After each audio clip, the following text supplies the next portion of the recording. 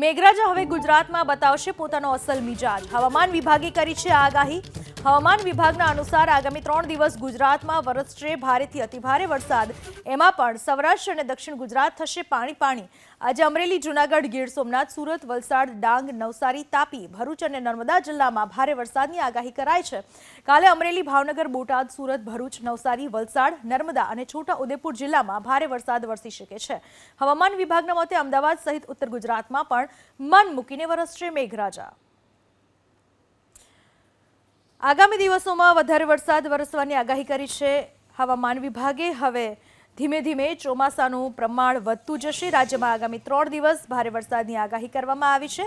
સંઘ પ્રદેશ દમણમાં વરસાદ વરસી શકે છે, તો સૌરાષ્ટ્રમાં અને દક્ષિણ ગુજરાતમાં ભારે વરસાદ વરસી શકે છે. જોકે દક્ષિણ ગુજરાતમાં સારો એવો વરસાદ અત્યારથી જ વરસી ચૂક્યો છે. તો સૌરાષ્ટ્રમાં અમરેલી, જૂનાગઢ, ગીર સોમનાથમાં વરસાદનું અનુમાન લગાવવામાં આવી રહ્યું છે. મોટાભાગે દરિયા કિનારાના વિસ્તારોમાં વરસાદ વધારે વરસી શકે છે. આજે સુરત, નવસારી સહિતના વિસ્તારોમાં વરસાદ વરસી શકે છે. આગામી 3 કલાક 22 જિલ્લાઓમાં વરસાદની આગાહી કરવામાં આવી રહી છે.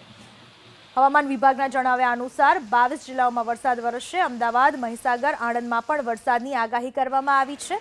આ સાથે જ સાબરકાંઠા, અરવલ્લી અને દાહોદમાં પણ વરસાદ વરસવાની આગાહી હવામાન વિભાગે કરી છે.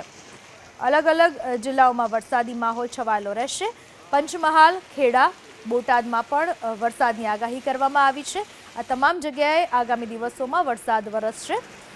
ભાવનગર, વલસાડ અને નર્મદામાં પણ વરસાદની આગાહી કરાઈ છે. મોટાભાગના જિલ્લાઓમાં વાવણી લાયક વરસાદ થઈ ચૂક્યો છે, પરંતુ હજુ કેટલાક જિલ્લાઓ કોરા ધાકોર છે, જ્યાં આગામી 3 દિવસમાં વરસાદ વરસી શકે છે. છોટાઉદેપુર, વડોદરા અને સુરતમાં પણ વરસાદની આગાહી છે. તો નવસારી, ભરૂચ અને ડાંગ તેમજ તાપીમાં પણ વરસાદ વરસી શકે છે.